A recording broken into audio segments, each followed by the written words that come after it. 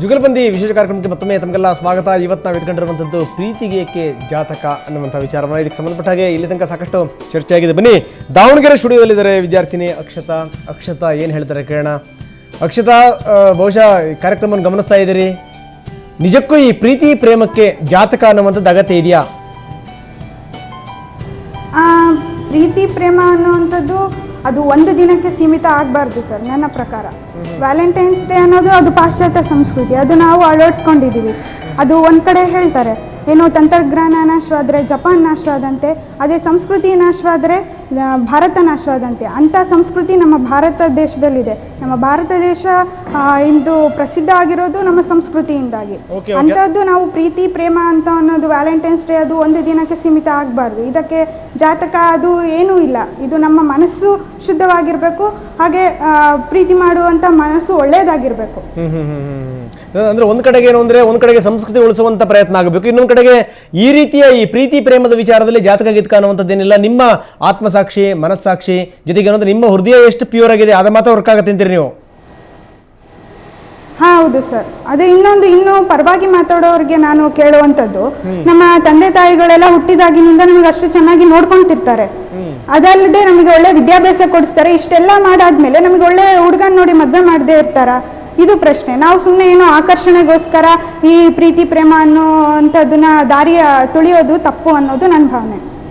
ಹಂಗಾದ್ರೆ ಯಾವ್ದೋ ನಿಮ್ದು ಈ ಒಳ್ಳೆ ನಕ್ಷತ್ರ ರಾಶಿನೇ ಇರ್ಬೇಕು ಹಂಗಾದ್ರೆ. ಹಾ ಸರ್, ತಂದೆ ತಾಯಿಗಳು ಯಾವ್ದೋ ಒಳ್ಳೆ ನಕ್ಷತ್ರ ರಾಶಿನೇ ಇರಬೇಕು. ತಂದೆ ತಾಯಿಗಳು ಪ್ರಭಾವ ಮಾತಾಡ್ತಾ ಇದೀರಿ? ಹಾ ಸರ್, ಹೌದು. ಅಥವಾ ನಮ್ಮ ನಿರುಪಮ ಹೇಳ್ದಂಗೆ ತಂದೆ ತಾಯಿಗಳದೇ ಒಳ್ಳೆ ನಕ್ಷತ್ರ ಇರ್ಬೋದು ಅಂತ. ಫೈನ್, ಬಹಳ ಒಳ್ಳೆ ಮಾತು ಹೇಳಿದ್ರಿ.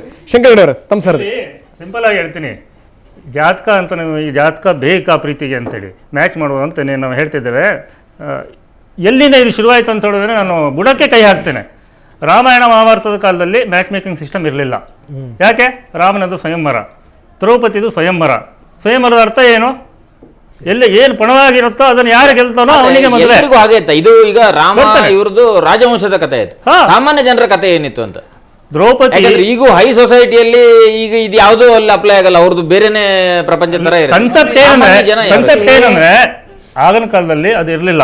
ಪೃಥ್ವಿರಾಜ ಸಂಯುಕ್ತ ಕಥೆಯವರೆಗೆ ನಾವು ಸ್ವಯಂವರವನ್ನು ನೋಡ್ತಾ ಇದ್ದೇವೆ.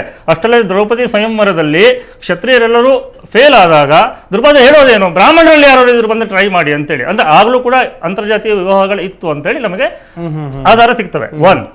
ಓಕೆ. ಇನ್ನೊಂದು ನಾನು ಕಂಡುಹಿಡಿದಿರೋದು ಏನು ಅಂತಂದ್ರೆ, ಇಷ್ಟೆಲ್ಲ ಮಂಬ ಜಂಬ ಸರ್ಕಸ್ ಮಾಡೋದಕ್ಕಿಂತ ನಿಜವಾದ ಪ್ರೀತಿಯೇ ಆಗಿದ್ದಿದ್ರೆ ಆಯ್ತಾ, ಆಟೋಮೆಟಿಕಲಿ ಜಾತಕ ಮ್ಯಾಚ್ ಆಗಿರುತ್ತೆ ಅಂತ. ಇದು ಜ್ಯೋತಿಷ್ಯದಲ್ಲಿ ಒಪ್ಕೊಳ್ಳುವಂತ ವಿಚಾರ. ಇದು ಜ್ಯೋತಿಷ್ಯಕ್ಕೆ ಸೇರುತ್ತೆ. ಹೇಳಿದ್ರು ರಾಮಾಯಣ ಮಹಾಭಾರತದಲ್ಲಿ ಅಂತ. ಇವತ್ತು ಪ್ರೀತಿಸ್ತಾರಲ್ಲ, ನಿಮ್ ಕೇಳ್ಬಿಟ್ಟು ಕುಣಿದಾಡಿರ್ತಾರೆ ಇವತ್ತು. ಸಂತೋಷ, ಅವರ ದಿನ ಅಲ್ವಾ. ನಾನು ಸ್ಟ್ಯಾಟಿಸ್ಟಿಕಲಿ ಪ್ರೂವ್ ಮಾಡ್ತೀನಿ. ಈ ಟ್ರೆಡಿಷನಲ್ ಗುಣಕೂಟ ಸಿಸ್ಟಮ್ ಅಂತ ಏನೋ ಮಧ್ಯದಲ್ಲಿ ಒಂದು ಅವರು ಆಗ್ಲೇ ಹೇಳಿದ್ರು, ಅಷ್ಟಕೂಟ ದ್ವಾದಶಕೂಟ ಅವೆಲ್ಲ ತುಂಬಾ ಹೊಲಸೋದು. 36ರಲ್ಲಿ 18 ಬಂದ್ರೆ ಮಾತ್ರ ಪಾಸು, 20 ಬಂದ್ರೆ ಸಾಧಾರಣ. ಅಂದ್ರೆ ನೀವು ಹೇಳ್ತಿರೋದು ಅಷ್ಟಕೂಟ ಗುಣಕೂಟ ಅವೆಲ್ಲ ದುಷ್ಟಕೂಟ ಅಂತೀರಿ ನೀವು? ದುಷ್ಟಕೂಟ ಜನರ ಒಂದು ಸರ್ಕಸ್ ಅದು ಅಂತಾನೆ ಹೇಳ್ತೇನೆ. ಅಷ್ಟು ಸುಲಭ ಅಲ್ಲ ಜ್ಯೋತಿಷ ಅಂತ ಹೇಳುದು. ಅಷ್ಟು ಏನು ಮೇಲ್ಮಟ್ಟದಲ್ಲಿ ಹೇಳುವಂತದ್ದು ಇದಲ್ಲ, ಮೇಲ್ಮೇಲೆ ಹೇಳುವಂತದ್ದಲ್ಲ. ಇದರಲ್ಲಿ ತುಂಬಾ ಡೀಪ್ ಆಗಿ ಹೋಗ್ಬೇಕು. ನಾನೀಗ ಸ್ಟ್ಯಾಟಿಸ್ಟಿಕಲಿ ಪ್ರೂವ್ ಮಾಡ್ತೇನೆ. ತುಂಬಾ ಚೆನ್ನಾಗಿ ಇರುವಂತವ್ರು ಅಂದ್ರೆ ಈ ಮ್ಯಾಚ್ ಮೇಕಿಂಗ್ ರಿಪೋರ್ಟ್ ಹೇಳುತ್ತೆ ಮ್ಯಾಚಿಂಗ್ ಇಲ್ಲ ಅಂತ, ಆಯ್ತಾ. ಬಟ್ ನಿಜವಾದ ಪ್ರೀತಿಯಿಂದ ಧಾರಾಕಾರಕ ಅಟ್ರಾಕ್ಟ್ಸ್ ಅಂತ ಬರುತ್ತೆ ಜೈಮಿನಿ ಪದ್ಧತಿಯಲ್ಲಿ. ಆಟೋಮೆಟಿಕಲಿ ಅವ್ರು ಧಾರಾಕಾರಕಲ್ಲಿ ಅಟ್ರಾಕ್ಷನ್ ಆಗಿರುತ್ತೆ. ಅದಕ್ಕೆ ಮತ್ತೆ ಮ್ಯಾಚ್ ಮಾಡೋ ಅವಶ್ಯಕತೆ ಇರೋದು, ಅವ್ರು ಚೆನ್ನಾಗೇ ಇರ್ತಾರೆ ಅಂತ. ಸ್ಟ್ಯಾಟಿಸ್ಟಿಕಲಿ ನಾನು ಇಂಥ ಒಂದು 30-40 ಜಾತಕಗಳನ್ನ ಪ್ರೂವ್ ಮಾಡ್ತೇನೆ. ಫೈನ್. ನಿಮ್ಮ ಮತ್ತಷ್ಟು ನಾನು ಮಾತಾಡ್ತೀನಿ. ತುಂಬಾ ಇಂಟ್ರೆಸ್ಟಿಂಗ್ ವಿಷಯಗಳನ್ನ ಹೇಳ್ತಾ ಇದ್ದೀನಿ. ಇವರು ಆಗ್ಲೇ ರಾಮಾಯಣ ಮಹಾಭಾರತ ಅಂತ ಹೇಳಿದ್ರು. ಆಗಿನ ಕಾಲದಲ್ಲಿ ರಾಮಾಯಣ ಮಹಾಭಾರತದಲ್ಲಿ ಕೂಡ ಇವರು ಏನ್ ಹೇಳಿದ್ರು, ಆ ಒಂದು ಸ್ವಯಂವರ ಪದ್ಧತಿ ಅಪ್ಲಿಕೇಶನ್ ಹಾಕ್ ಮುಂಚೆನೆ ಅವ್ರ ಜಾತಕ ವಿವಾಹ ಆಗುತ್ತಾ ಇಲ್ವಾ, ನಾನು ಹೋದ್ರೆ ಗೆಲ್ತಿನ ಇಲ್ವಾ ಅಂತ ಹೇಳಿ ಅವ್ರು ನೋಡ್ಕೊಂಡೆ ಅಪ್ಲಿಕೇಶನ್ ಆಗ್ತಾ ಇದ್ದಿದ್ದು. ಅಂತ ರಾಮಾಯಣದಲ್ಲಿ ಕೂಡ ರಾವಣಾಸುರನ ಹತ್ರ ಹೋಗಿ ಜಾತಕ ಕೇಳಿದ್ದಾನೆ ಏನಂತ, ನಾನು ನಿನ್ ಮೇಲೆ ಯುದ್ಧ ಗೆಲ್ತಿನ ಇಲ್ವಾ ಅಂತ ಹೇಳಿ. ಆಗಿನ ಕಾಲದಲ್ಲಿ ಜ್ಯೋತಿಷ ಇತ್ತು. ಆದ್ರೆ ನಾನು ಈ ವಿಚಾರದಲ್ಲಿ, ನಾನು ಪ್ರೀತಿ ವಿಚಾರದಲ್ಲಿ ಏನ್ ಮಾತಾಡ್ತೀನಿ, ಖಂಡಿತವಾಗ್ಲು ಈ ಮನಸ್ಸುಗಳು ಒಪ್ಕೊಳ್ಳೋದಕ್ಕೂ ಜ್ಯೋತಿಷ ಒಪ್ಕೊಳ್ಳುತ್ತೆ. ಇವ್ರು ಹೇಳಿದ್ರು ಈಗ ಜಾತಕ ಕೂಡ ಬರೋದಿಲ್ಲ ಆದ್ರೂ ಚೆನ್ನಾಗಿದಾರ ಅಂತ. ಆದ್ರೆ ಜಾತಕದಲ್ಲಿ ಸುಮಾರು ನೋಡ್ಬೇಕು, ಆ ದ್ವಾದಶ ಕೂಟಗಳೇ ಅಂತಲ್ಲ, ಅದಕ್ಕಿಂತ ಹೆಚ್ಚಿನ ರೀತಿಯಲ್ಲಿ ನೋಡುವಂಥದ್ದು ಇರುತ್ತೆ. ಈಗ ಮಿತ್ರ ತಾರೆ, ಏಕರಾಶಿ ಅತಿ ಪ್ರೀತಿ ಅಂತ. ಒಂದೇ ರಾಶಿಯಲ್ಲಿ ಹುಟ್ಟಿರ್ಬೋದು, ಅವ್ರು ತುಂಬಾ ಪ್ರೀತಿಯಿಂದ ಇರ್ತಾರೆ, ಬೇರೆ ಗುಣಗಳಲ್ಲಿ ಹೊಂದಾಣಿಕೆ ಇಲ್ಲದೆ ಇರ್ಬೋದು. ಅಂತಂದ್ರೆ ಜ್ಯೋತಿಷದಲ್ಲಿ ಒಂದೊಂದು ನಾವು ನೋಡ್ಬೇಕಾದನ್ನು ಸಂಸಾರದಲ್ಲಿ ಚೆನ್ನಾಗಿರ್ತಾರ ಅಥವಾ ಮಕ್ಕಳು ಒಂದು ಇಂಥ ಸಂತಾನ ಭಾಗ್ಯದಲ್ಲಿ ಇವರು ಇರುತ್ತಾ, ಭೋಗ ಬೇರೆ ಯೋಗ ಬೇರೆ. ಭೋಗದಲ್ಲಿ ಚೆನ್ನಾಗಿರ್ತಾರ, ಯಾವ ಯೋಗದಲ್ಲಿ ಚೆನ್ನಾಗಿರ್ತಾರ, ಈ ಯೋಗ ಕಟ್ಕೊಂಡು ದರಿದ್ರಕ್ಕೆ ಹೋಗ್ತಾನ, ಒಳ್ಳೇದಕ್ಕೆ ಹೋಗ್ತಾನೆ, ಎಲ್ಲವೂ ಜ್ಯೋತಿಷದಲ್ಲಿ ಇದೆ.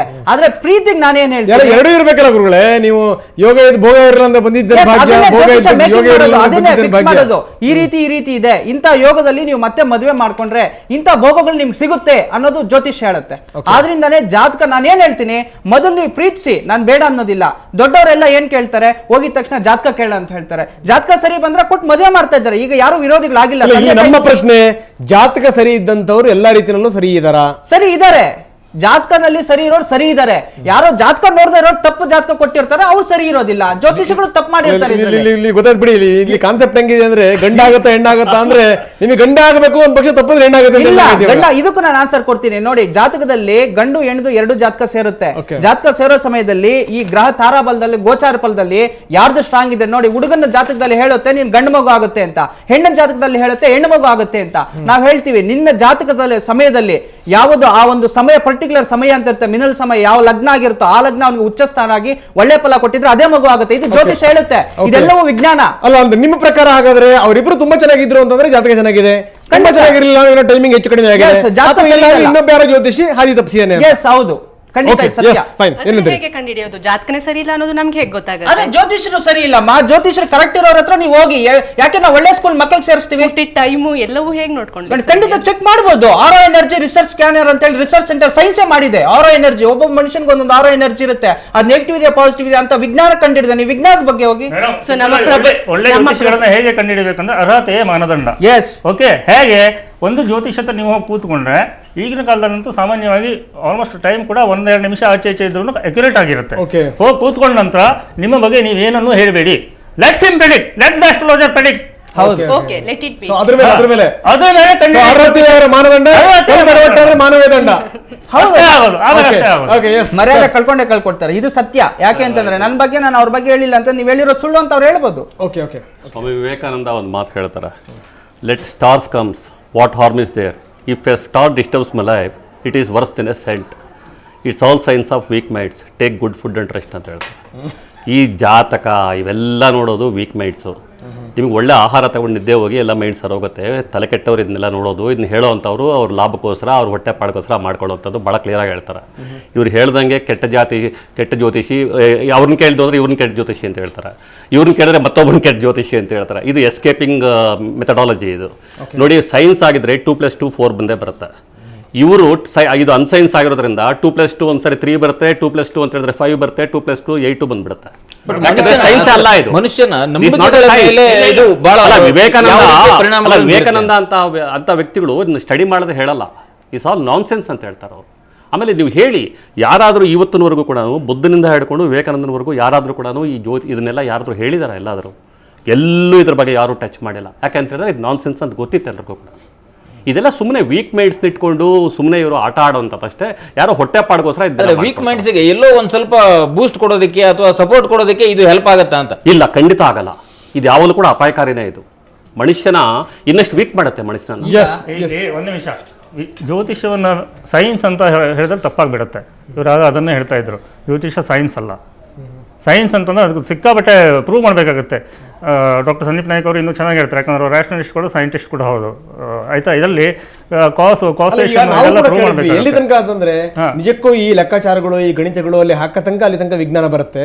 ಅದಾದ ನಂತರ ಯಾವಾಗ ನೀವು ಫಲ ಜ್ಯೋತಿಷಕ್ಕೆ ಹೋಗ್ತಿರಲ್ಲ ಅಲ್ಲಿ ಹೋಗುತ್ತೆ ಅದು ಅಂತ ಹೇಳಿ ಅಂತ, ಅಲ್ಲಿ ತನಕ ಮಾತ್ರ ಒಂದಷ್ಟು ಮ್ಯಾಥಮೆಟಿಕ್ಸ್ ಇದೆ, ಒಂದಷ್ಟು ಕ್ಯಾಲ್ಕುಲೇಷನ್. ಗಣಿತದ ಭಾಗ ಜ್ಯೋತಿಷದಲ್ಲಿ 3 ಭಾಗ ಇದೆ, ಗಣಿತ ಹೊರ ಸಮೇತ ಅಂತ. ವಿಜ್ಞಾನನೇ ಅಲ್ಲ ಅಂದ್ಬಿಟ್ರೆ ಅದ್ರಲ್ಲಿ ಏನಿಲ್ಲ ಅಂತಂದ್ರೆ ಮತ್ತೆ ನೀವೇನ್ ಹೇಳ್ತೀರಿ ಅನ್ನುವಂತ ಪ್ರಶ್ನೆಗಳು ಉದ್ಭವ ಆಗುತ್ತೆ ಇಲ್ಲಿ ಅಂತ. ಇದೊಂದು ಸಿಸ್ಟಮ್ಯಾಟಿಕ್ ಸ್ಟಡಿ ಅಷ್ಟೇ ಅಂತ, ಒಂದು ನಾಲೆಜ್ ಇದು. ಸೈನ್ಸಿನ ಪರಿಭಾಷೆ ಕೂಡ ಅದೇನೆ. ಇಲ್ಲ, ಸೈನ್ಸಿನ ಪರಿಭಾಷೆ ಕೂಡ ಒಂದು ವ್ಯವಸ್ಥಿತವಾದ ಅಧ್ಯಯನ ಅದು ಕೂಡ. ಇಲ್ಲಿ ಏನಂತಂದ್ರೆ ನೋಡಿ, ಒಂದು ಸಂಗೀತ ಇಟ್ಕೊಳ್ಳಿ, ನೃತ್ಯ ಇಟ್ಕೊಳ್ಳಿ, ಅದರದ್ದೇ ಒಂದು ಶಾಸ್ತ್ರೀಯತೆ ಇದೆ. ಆಯ್ತಾ, ಹಾಗೆ ಇದಕ್ಕೆ ಇದರದ್ದೇ ಆದ ಒಂದು ಸರಿ ಅಂತ. ಓಕೆ ಸರ್, ಹಾಗಾದ್ರೆ ಇದು ಬಹಳ ಇದು ಚರ್ಚಾಸ್ಪದ ವಿಚಾರವೇ. ಓಕೆ ಸರ್, ಮತ್ತೆ ನಿಮ್ಮ ಬಳಿ ಬರ್ತೀನಿ. ಒಂದು ಸಣ್ಣ ವಿರಾಮ ತಗೊಳ್ಳೋಣ. ವಿರಾಮದ ನಂತರ ಮತ್ತೆ ಚರ್ಚೆನ ಮುಂದುವರಿಸೋಣ.